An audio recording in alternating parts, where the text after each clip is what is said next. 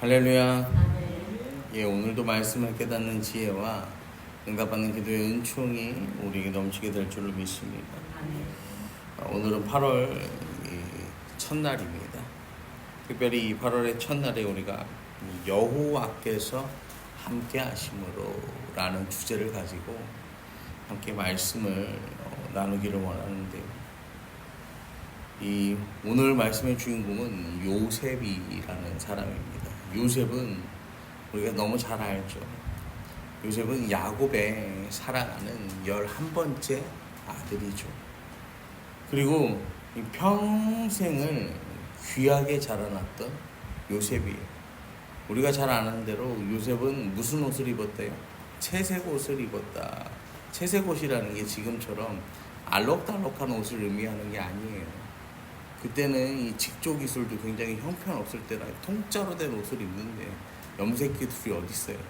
이 손목과 그러니까 이 손목 부분과 발목 부분에 이 색이 조금 들어가 있는 옷, 문양이 조금 들어가 있는 옷, 그런 옷을 채색 옷이라고 부르는 거예요. 여기 이런 게 들어갔으니까 그 당시 기술로는 이게 굉장히 선진 기술이죠. 아름다운 기술이죠. 그러니까 뭐 하는 거예요? 이거를 보고 일을 할 수가 없는 거야. 이게 다 다를까봐 아쉬워서. 그러니까 요셉이 그렇게 귀하게 자라난 아들이다라는 거죠. 그 아들이 이 형들의 시기와 질투로 인하여서 노예가 됩니다. 그런데 이 노예가 되면서 처음으로 팔려가는 집이 어디냐면은 바로의 신하이면서 친위 대장인 보디발의 집으로 이 요셉이 팔려가게 되었다라는 것입니다. 이 노예로 팔려간 요셉의 인생을요, 하나님께서는요, 말씀에 이렇게 기록하게 하세요. 2절입니다. 여호와께서 요셉과 함께 하심으로 그가 형통한 자가 되어 그의 주인 애굽 사람의 집에 있으니. 여러분, 팔려갔거든요. 노예가 되었거든요. 그런데 하나님께서 뭐라고 말씀하세요? 요셉과 함께 하셨다라고 말씀하세요. 우리가 비추어 보면요, 팔려갔는데 노예가 되었는데 이게 하나님이 함께 하시는 인생이라고? 여러분 그렇게 생각하실 수 있어요. 노예가 된 게 무슨 형통입니까? 팔려갔는데 그 인생이 무슨 형통이에요? 가족에게 믿었던 형들에게 배신당했는데 이게 무슨 형통이에요? 여러분, 근데 성경이 이것을 형통하다라고 말하는 이유가 뭐냐면요, 여호와께서 요셉과 함께 하심으로. 여러분, 우리의 상황과 처지가 중요한 것이 아니라 하나님이 우리와 함께 하신다는 그 사실이 여러분 세상 그 무엇보다 귀하다라는 사실을 여러분 잊지 마시기를 바랍니다. 하나님이 우리 인생에 함께 하시냐 그렇지 않느냐가 중요한 거예요. 우리가 지금 새벽마다 열왕기상을 살펴보고 있는데 어때요? 솔로몬, 하나님과 함께 하는 게 중요한데 어때요? 다 누리는 삶을 살았지만 하나님과 함께 하지 않죠. 그 아들 르호보암도 마찬가지고 하나님이 나라를 반으로 쭉 찢어서 주신 여로보암도 마찬가지예요. 하나님과 함께하는 삶을 그들이 살아요, 안 살아요? 살지 않는다라는 거죠. 여러분, 하나님이 나와 함께 하심을 우리가 어떻게 알 수 있냐면요, 오늘도 말씀이 내 삶을 이끌어가면요, 하나님이 나와 함께 하시는 거예요. 여러분, 내가 오늘 말씀대로 살고 있는가? 말씀에 나를 비추어 살고 있는가? 여러분, 말씀을 경험하는 삶을 사는가? 여러분, 이 사실을 여러분의 삶이 하나님이 함께 하시는지 안 하시는지 비추어 보는 거울이 된다라는 사실을 기억하시기를 바랍니다. 그렇게 하나님이 함께하는 인생은요, 3절에 그 주인이 여호와께서 그와 함께 하심을 보며 또 여호와께서 그의 범사에 형통하게 하심을 보았더라. 여러분, 하나님이 함께 하시는 삶은요, 나만 느끼는 게 아니라 누구도 안다는 거예요. 다른 사람도 안다라는 거예요. 하나님이 함께 하시는 거를 보디발이 보았다라고 성경이 말해요. 하나님과 동행하는 거, 형통해지는 걸 세상 사람들이 본다라는 거예요. 와, 그게 드러난다라는 거예요. 세상 사람들이 안다라는 거예요.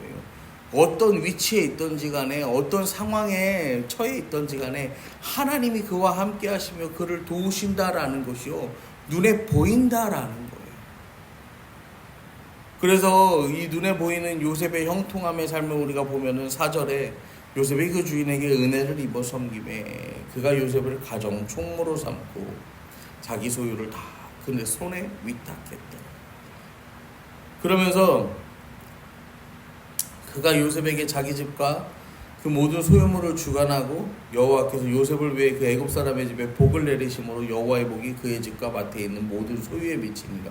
주인이 그 소유를 다 요셉의 손에 위탁하고 자기가 먹는 음식 외에는 간섭하지 아니하였더라. 요셉은 용모가 빼어나고 아름다웠더라. 자기가 먹는 것 빼고는 간섭하지 않았대요. 왜냐면은 이 히브리 민족과 이 애굽 사람은 식습이 달라요. 그러니까 이것만 제외하고 나머지는 다 누구에게 맡겼다는 거예요? 요셉에게 맡겼다는 거예요. 여러분 생각해 보세요. 우리나라 살던 사람이 능력이 아주 뛰어나. 그래서 미국으로 건너갔어요. 그러면요 가서요 적응하고 좀 현지 문화에 적응하고 뭐 이럴 시간도 없이 그냥 가서 하는 일마다 막 톡톡톡톡. 여러분 그렇게 잘 되는 경우는요 거의 없어요. 거의 없어. 이 적응의 시간이 필요한 거야. 그 다음에 이거를 이해하고 이런 게 필요해. 그런데 이 지금 요셉은 어때요? 애굽의 문화를 이해하고 애굽의 정치를 이해하고 경제를 이해하고 사회를 이해하고 이럴 시간이 필요 없어. 하나님이 함께 하시니까 그저 요셉의 손이 닿는 것마다 뭐 하는 거예요? 하나님의 역사하심이 확 붙어서요 풍성하게 되는 거예요. 하나님이 함께 하시면요 그때부터 은혜가 찾아오는 거예요. 만남의 복을 주셔서요 만나는 사람을 통해서 은혜를 받게, 보디바를 통해서 은혜를 받기 시작하는데, 여러분 하나님과 동행함으로 형통하니까 보디발이 자기 가정의 모든 살림을 다 맡깁니다. 그리고 이거 맡겼는데 하나님께서요 요셉을 위하여 그 애굽 사람의 집을 축복하시는 거예요. 여러분도요 여러분이 하나님과 함께하는 동행하는 삶을 살면요 여러분을 보고 하나님께서요 여러분이 몸담고 있는 그곳, 우리의 일터, 우리의 가정, 우리의 삶의 모든 자리에 하나님께서 축복하신다는 사실을 여러분 기억하시기를 바랍니다. 여호와의 복이 그 모든 소유에 미치는 거야. 야곱이 하나님과 동행할 때는요 라반이 복을 받았거든요. 요셉이 하나님과 동행하니까요 누구가 보디발이 복을 받는 거예요. 이게 뭐냐면 하나님께서 아브라함에게 약속하셨던, 내가 너로 말미암아 세상 모든 민족이 복을 받게 하리라 약속하셨던 복의 근원이 되는 축복이 그의 후손들에게 흘러가는 모습을 우리가 보게 되는 거예요.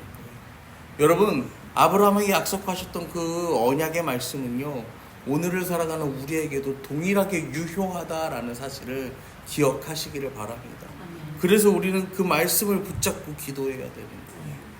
그래서 7절에 보면 6절 마지막에 보면 요셉은 용모가 빼어나고 아름다웠더라. 이제 요셉이 잘나도 너무 잘난 거야. 그러니까 이제 7절 이후에 보면은 그 후에 그 주인의 아내가 요셉에게 눈짓하다가 동침하기를 정하니 요셉이 거절했다라는 거죠. 여러분 눈짓, 이게 뭐냐면 눈을 들어 바라봤다라는 거예요. 안목의 정욕인 거죠. 여지없이 이 하나님과 동행하는 하나님의 사람에게도요 뭐가 찾아온다라는 거예요. 육신의 정욕, 안목의 정욕, 이생의 자랑, 이 사탄의 이 세 가지 거짓말, 그 속임수, 이 시험이요 찾아온다라는 거죠. 그때 요셉이 뭐라고 합니까? 8절에서는 거절해요.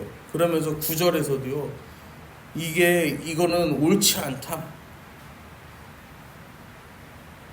윤리적으로도 옳지 않고 신앙적인 이유로도 옳지 않다. 당신은 내 주인의 아내다. 그리고 내가 이 악을 하나님 앞에서 죄를 지을 수 없다. 이야기하는 거예요. 요셉이요 분명한 뭐를 갖고 있는 거예요?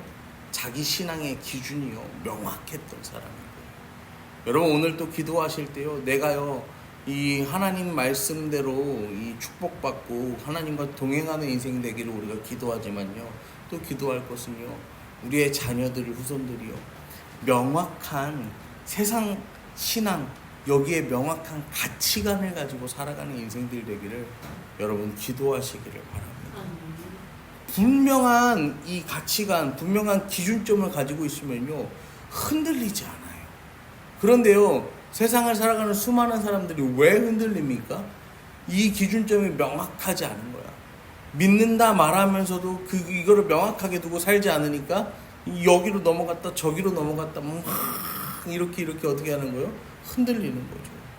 그러면서 요셉이 결국에는 이게 자기 힘으로는 피할 수가 없으니까 도망하게 되는 거죠. 그런데 이 도망하는 요셉이요, 그 자기 옷을 버려두고 도망하는, 그 보디발의 부인이 막 요셉을 막 끌어당기니까 자기 옷을 버려두고 도망하는. 여러분, 요셉이요, 하나님과 동행하다 보니까요, 가장 하나님과 동행할 때, 높은 곳에 있을 때 여러분 그 믿음이 흔들리지 않는 거예요. 왜냐면은 생각해 보세요. 요셉은 어떤 사람이요? 채색 옷을 입었단 말이에요. 형들을 만나러 갈 때도 채색 옷을 입고 갔어요. 이 채색 옷을 입는 건 일을 안 하는 거예요. 단순하게 일을 안 하는 게 아니라, 그러면 일을 안 하면은 요셉이 뭐 했겠어요? 한 사람은 밥값을 해야 되는데, 그 당시에는 자기 몫을 해야 되는 세상인데, 그러면은 뭐 하겠어요? 형들을 감시하는 역할을 했던 거죠, 사실. 그런데요, 이제는 자기 옷을 버리고 도망가요. 여러분, 요셉이요, 자기 인생에 있어서요, 겉으로 보이는 것보다 더욱 지켜야 할 것이 무엇인지를 분명하게 알았다라는 거예요. 그러니까 이제는 자기 옷을 버려둘 수 있는 사람이 된 거예요. 결국에는 이 일로 인하여서 요셉이 감옥에 갇히게 되고, 감옥에서 이제 또 감옥에 갔더니 하나님께서 21절에 보시면요, 여호와께서 요셉과 함께 하시고 그에게 인자를 더하사 간수장에게 은혜를 받게 하시매 라고 성경은 말하거든요. 어떻게 되어도 어디를 가도요, 하나님이 함께 하시는 삶을 요셉이 살아요. 그러니까 요셉은 감옥에서도 뭐 하는 거예요? 형통했다라는 것입니다. 여러분, 오늘 말씀은 우리에게 분명하게 이야기합니다. 여호와께서 함께 하십니다. 우리가 여호와께서 함께 하심으로 형통하게 되는 요셉의 삶을요, 살펴봤는데, 진정한 형통은요, 어떻게 될지언정, 어디에서 무엇을 할지언정 뭐예요? 여호와께서 함께 하심으로 라는 사실을 기억하시기를 바랍니다. 하나님의 형통케 하심은요, 노예로 팔린 자를요, 노예에서 해방시켜 주시는 게 아니에요. 감옥에 억울하게 갇힌 자의 누명을요, 풀어주시는 게 아니에요. 노예가 된 상태에서도, 누명을 쓴 상태에서도 하나님의 선하신 뜻대로 그 일이 이루어지는 게 하나님의 형통케 하심이다라는 사실을 여러분 기억하시고요. 이 8월 한 달도 하나님과 형통한 삶을 사는, 하나님께서 형통케 하시는 삶을 사는, 정말로 아브라함에게 약속하셨던 것처럼 그 형통케 하심으로 말미암아 복의 근원이 되는 여러분 그 축복을 받는 저와 여러분, 우리 세빛가족 되기를 이 시간 간절히 축원합니다.